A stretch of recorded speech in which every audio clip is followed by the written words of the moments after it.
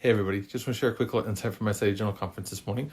Was on my morning run. I was listening to the October 1932 General Conference, and Sylvester Q was speaking. And Sylvester Q was the presiding bishop of the church.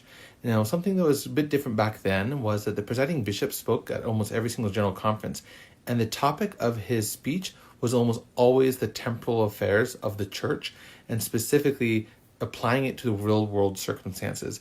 Many of the presiding bishops talked a lot about welfare, decried the increasing national debt that the government of the United States was incurring, talked about the schemes that we were doing in the government, things like, Social Security. They warned us against that, or against the creeping socialism of the welfare state.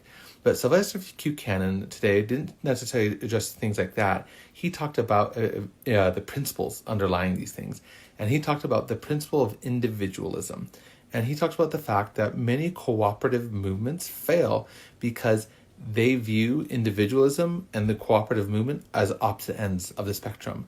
And if you want to replace cooperative movement with communal living, that's probably the best way to do it. And he talks about the fact that within the church, we believe that we will achieve Zion through individualism. And that is radically different than the way that the world tries to achieve its utopia through communal living and collectivism.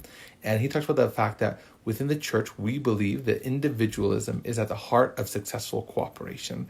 And that when we as individuals are having the desire to contribute, that we have the desire to help our fellow men, when we have had our motives refined and educated through the gospel of Jesus Christ, where we view our brother as ourselves, then at that point we will willingly choose to do the right thing, and our individual efforts will form a collective good, and we will be in cooperation.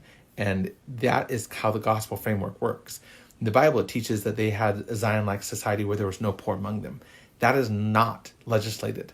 That does not come through communism or socialism or communal living of members just willingly choosing to do it. It comes through individuals who are choosing to do the right thing, choosing to help their neighbors, and choosing to live the law of consecration and truly trying to build up the kingdom, ministering to those around them, and seeking not to get glory and money and fame in this life, but seeking to truly do what the Lord would have them do in all circumstances. And if we as a membership of the church are doing those things, then the time would soon come when the prophet would most likely once again institute a situation where we would have Zion once again. But what it comes down to is, regardless of if that happens in our lifetime or not, as individuals today, we can choose to live a consecrated life. We can choose to not put our priorities on money and to choose to do the individual things to help those around us and thus bring about Zion in a small way around us.